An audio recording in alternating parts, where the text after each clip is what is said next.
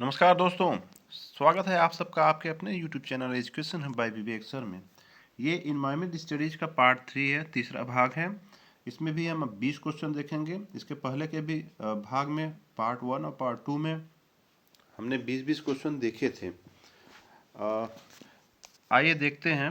ये पहला क्वेश्चन है आपका, reducing the amount of future climate change is called, यानी भविष्य की जलवायु परिवर्तन की मात्रा को कम करना कहलाता है। क्या कहलाता है? ऑप्शन नंबर ए सही है, मिटिगेशन।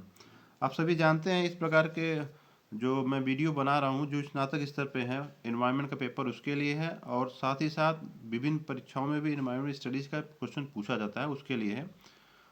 नेक्स्ट क्वेश्चन है आपका, देखिए, the most visually striking evidence of global warming is, यानी भूमंडलीय उष्मीकरण का सबसे प्रत्यक्ष प्रमाण क्या है? इसका करेक्ट ऑप्शन है option number C, rapid melting of glacier ice on nearly every continent, यानी कि जो प्रत्येक महाद्वीप हैं उसके जो नज़दीक हैं ग्लेशियर की आइस हैं, जो बर्फ़ हैं, वो बहुत तेज़ी से पिघल रही हैं। ये सबसे बड़ा प्रमाण है ग्लोबल वार्मिंग का, यानी भूमंडलीय उष्मीकरण का। बाकी ऑप्शन है वो देख के कन्फ्यूजन हो सकता है, लेकिन सबसे सही ऑप्शन है सी। नेक्स्ट है क्लाइमेट रिप्रेजेंस, यानी जलवायु क्या होता है? तो इसका करेक्ट ऑप्शन है ऑप्शन नंबर ए।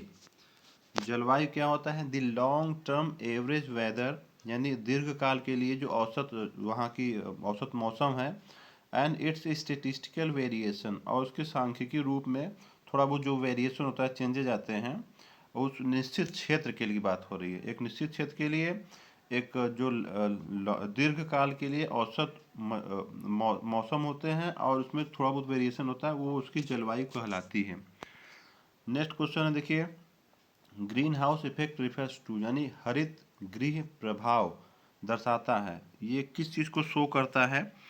इसका correct option option number B, ability of certain atmospheric gases to trap heat and keep the planet relatively warm, यानी कि कुछ एटमॉस्फेरिक जो पर्यावरणीय गैसें होती हैं, उनकी कुछ योग्यताएं होती हैं, कुछ एबिलिटी हैं, वो जो सूर्य से आती है रेज, किरणें, उनको एब्जॉर्ब कर लेती हैं। और जो प्लैनेट की बात हो रही है, यानी अर्थ की बात हो रही है, यानी जो अर्थ का टेम्परेचर पहले के मुकाबले है वो बढ़ा देती हैं, तो ये आपका ग्रीन हाउस इफेक्ट कहलाता है। नेक्स्ट क्वेश्चन है, देखिए, loss of sea ice by melting in Arctic ocean, यानी आर्कटिक समुद्र में जो समुद्री बर्फ है के पिघलने का क्या परिणाम होता है? यानी समुद्र वगैरह होते हैं ना, बहुत ठंडा होता है, तो समुद्र के अंदर अंदर बहुत ज़्यादा बर्फ जमी होती है, और वो टीले के रूप में ऊपर भी निकली होती है, एक बर्फ का पहाड़ भी कह सकते हैं। तो वही उसका क्या परिणाम होगा अगर वो पिघल जाती है, तो वही पूछ रहा है। तो इसका करेक्ट ऑप्शन है ऑप्शन नंबर बी। हालांकि आप और भी ऑप्शन देखने से थोड़ा सा लग सकता है कि ये भी रिजल्ट आएगा। जैसे पहला है, will result in sea level rise, यानी जो समुद्र का स्तर है वो पानी का, वो ऊपर आ जाएगा। ऐसा कंफ्यूजन हो सकता है आपको, लेकिन वो समुद्र जब बर्फ़ पिघलेगी तो समुद्र का लेवल ऊपर नहीं जाएगा बल्कि नीचे जाएगा, आप लोग जानते हैं।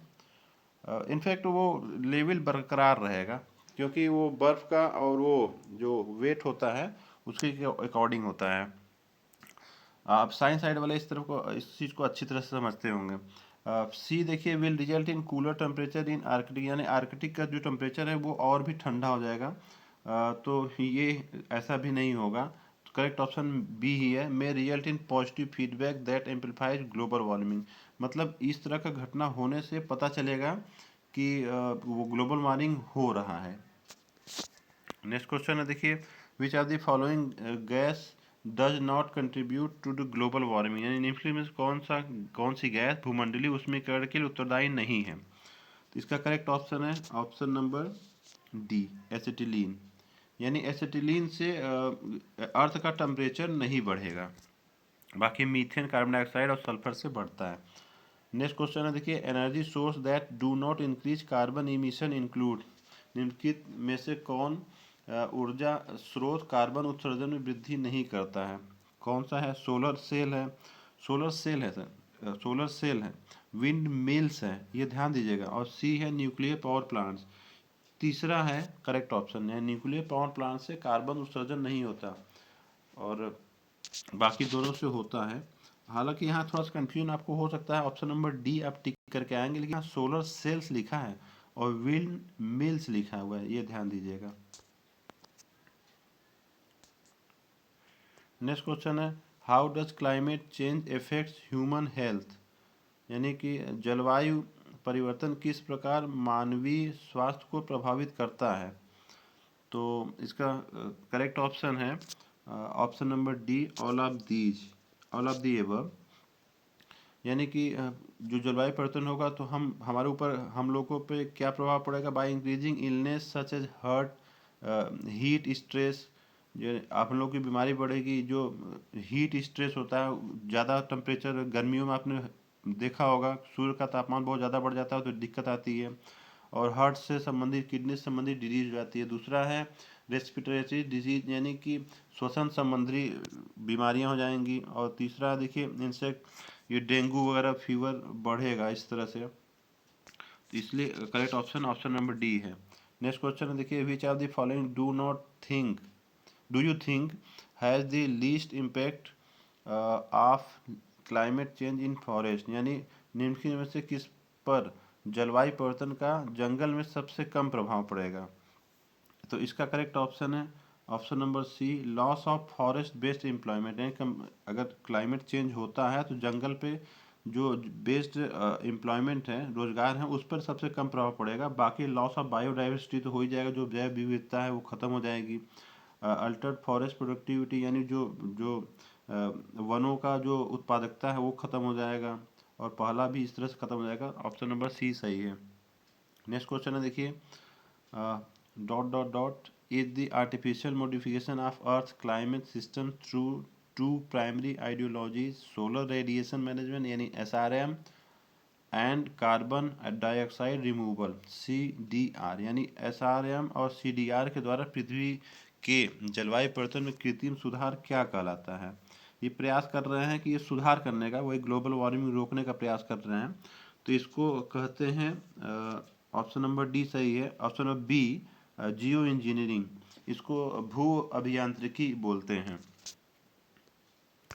नेक्स्ट क्वेश्चन है, देखिए which of the following is not a traditional source of energy, यानी इनकी में से कौन ऊर्जा का परंपरागत स्रोत नहीं है।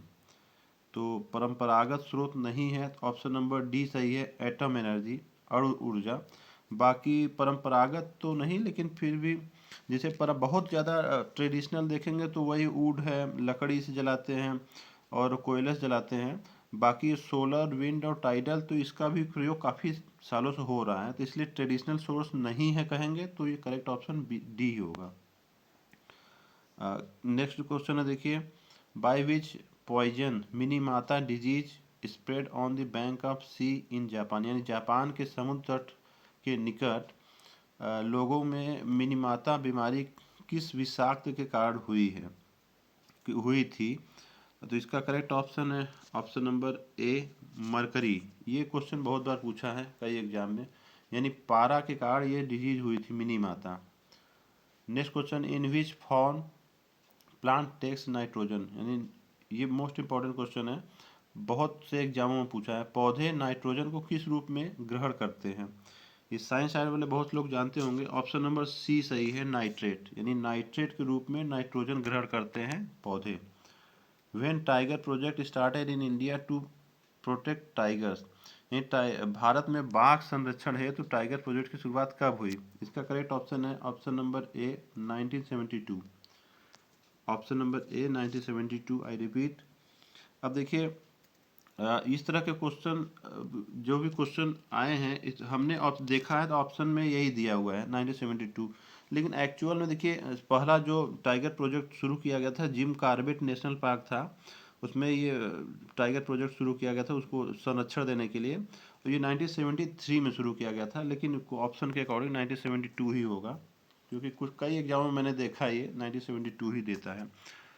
नेक्स्ट क्वेश्चन है, देखिए which are the following types of forest occupies the largest area in India, यानी कि निम्नलिखित में से किस प्रकार के जंगल भारत में सबसे ज़्यादा क्षेत्र घेरते हैं? तो इसका करेक्ट ऑप्शन है ऑप्शन नंबर ए, ट्रॉपिकल मॉइस्ट डेसियस फॉरेस्ट, यानी उष्णकटिबंधीय आर्द्र पर्णपाती वन। सबसे ज़्यादा क्षेत्र इसी वन के द्वारा घेरे जाते हैं इंडिया में। Which are the following is the first national park of India? अच्छा, ये तो मैंने अभी बताया। ये तो ऑप्शन नंबर सी सही है, जिम कॉर्बेट नेशनल पार्क है, ये पहला नेशनल पार्क है इंडिया का।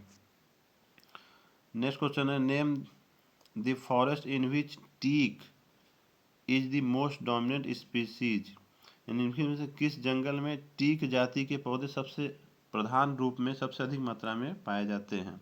मोस्ट डोमिनेंट स्पीसीज है, तो इसका करेक्ट ऑप्शन है option number C, tropical deciduous forest, यानी उष्णकटिबंधीय आर्द्र पर्णपाती वन में इस तरह के पेड़ पाए जाते हैं। In which type of forest does sundari tree belongs, यानी इनमें से किस प्रकार के जंगल में सुंदरी वृक्ष पाए जाते हैं? तो इसका करेक्ट ऑप्शन है option number D, mangrove forest, यानी सदाबहार वन में इस तरह के वृक्ष पाए जाते हैं।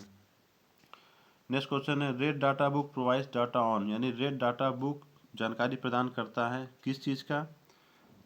ऑप्शन नंबर डी सही है, इंडेंजर्ड प्लांट एंड एनिमल, यानी विलुप्त प्राय जो विलुप्त हो रहे हैं पौधे और जानवर दोनों का ये जानकारी प्रदान करता है रेड डाटा बुक।